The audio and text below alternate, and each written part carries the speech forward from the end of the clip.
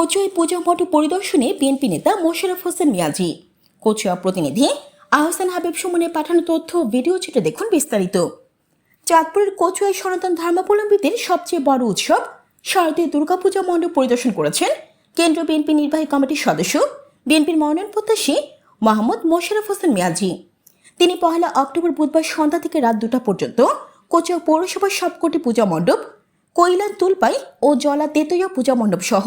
বেশ কয়েকটি পূজা মণ্ডপ পরিদর্শন করেছেন। এই সময় কচুয়া উপজেলা বিএনপির আহ্বায়ক হুমায়ুন কবির প্রধান, সিনিয়র যুগ্ম আহ্বায়ক মিজানুর রহমান পাঠান, সদস্য সচিব মঞ্জুর আহমেদ সেলিম, পৌরসভা বিএনপির আহ্বায়ক হাবিবুল্লাহ হাবিব,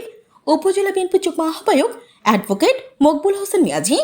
গাজী শাহজাহান সিরাজ, উপজেলা যুবদলের আহ্বায়ক মাহমুদ মহিউদ্দিন,